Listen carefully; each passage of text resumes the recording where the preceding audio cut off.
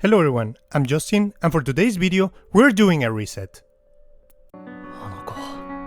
Hello everyone, I'm Justin, and for today's video, today I want to talk about this anime from spring 2017 that felt weirdly unusual compared to the usual animes that we get every season.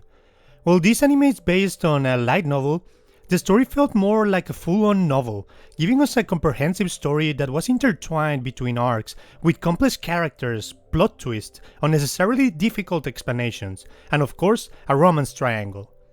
I'm talking about none other than Sagrada Reset, also known as Sakurada Reset. But before we delve deeper into the story, let's first talk about the premise and general plot of Sagrada Reset. The general plot is set in Sakurada, a town where everybody possesses special abilities. Here, our protagonist Kei has the ability to remember everything. And thanks to a classmate, he meets Misora, a quiet and withdrawn girl with the ability to reset time up to 3 days in the past. But of course there is a catch.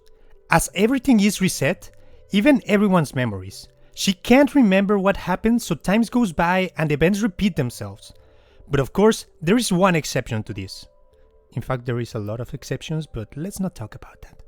Thanks to Kate's ability, he's able to remember everything that happens even after the reset. So he's able to solve different situations throughout the story as they get involved with the Administration Bureau, an organization that monitors special abilities in a convoluted plot that involves time traveling, cloning, and clairvoyance. Now, if that sounds interesting, well, in part it is, but at some point it isn't. The story mainly focuses on the mysteries of the town and the interactions between the characters. And while some abilities have an offensive capabilities, and there is a few fights throughout the story, at its core it is a mystery drama, which is not bad. I generally think the story is interesting, and some of the plot twists keep you on the edge of your seat. But at the same time, having 24 episodes of a story that mainly focuses on the drama and mystery solving can mean that there are a few episodes with the downtime of basically characters walking around or having some conversations that don't even bring anything new to the story.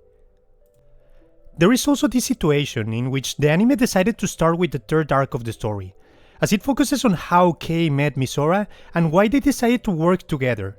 Personally, I think that was the right thing to do, as it immerses you into the world and lets you understand why this duo of a cunning character and a kudere can work together. But I understand the counter-argument of keeping the viewer in the dark to make a huge revelation in the middle of the story explaining Sumeru's backstory. But for now, let's talk about the world building. We have this town where everybody has specific powers that ranges from simple stuff like sending a message with telepathy at a specific time, as well as more complex stuff like erasing things with your hand. This leads to the character getting creative with their powers and solving situations with their abilities in ways that normal people wouldn't think about. But then, what happens outside the town? Well, the story explains at later points of the story why this is like that, but the gist of it is that outside of the town, no one can use their powers, and people that come to the town get a power, but if they leave, then they forget how to use them. This helps to restrict the story to the specific town and helps you lower down the complexity of the world while maintaining a cohesive story that has depth and substance. As for the characters, while I'm not a fan of kuderes, overall I am satisfied with how the characters developed. Not only the main protagonist, but also the people from the Bureau that, while they may be considered villains in this situation, all of them have their reasonings for their actions and why they decided to act that way. Kei, as a cunning protagonist that knows everything and always understands situations quickly, has one of the best solutions for everything and helps to quickly develop the story. But on the other hand, he takes away a bit of the struggles of a character that could learn from situations, especially when he can just go back in time. And Sumire to me has the best character development of all. Coming from a girl with the power to look at the future and deciding to give away her happiness for the person she loves, even when she could find a way to be together using her ability, well, that's how you write a good character. As I said, the story is not the best. It has too much of a downtime, and maybe 24 episodes was too much to keep the people engaged in the story. And I personally thought that the dream arc was kind of boring, but some of the plot twists are one of the best I have ever seen. And before anything else, I want to give a spoiler warning, because I want to talk about the specific plot twist that happens around the middle point of the story. Okay, so here we have this girl called Sumire, who was introduced in the first episode and had the ability to see the future, but suicided shortly after.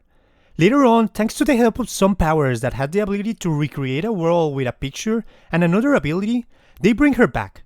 Unknown to them, she had planned everything using her ability, but at the same time, she also struggles with the idea that she may not be the real Sumire, but simply just a copy.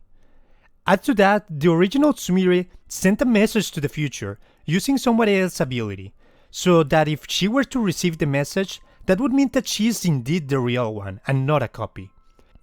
This situation in which she struggles with her identity and the moral implications of cloning that are inherent to the situation makes it so interesting to me. ずっと君は相馬すみれだった。友樹の能力で送られたメッセージだって届いてたんだろ。どうしてあなたはそれを信じられたの？ Aside from that, my only real complaint is that some things get a bit too confusing at some points. Not only because of the time traveling and future seeing, but also simply because some of the abilities have no real explanation on how they work, and simply do things without any real explanation to the viewers. I think that is one of the reasons why I did enjoy the Dream arc. And as there is so much speaking in some episodes, sometimes it feels like a drag to watch a few uninteresting scenes that don't bring anything interesting to the plot. But aside from that, the story is really interesting, and the ending will leave most people unsatisfied with the story. And with that, we come to the conclusion of this anime review. Which is your favorite ability in the show? Let me know in the comments below. Until then, see you guys next time.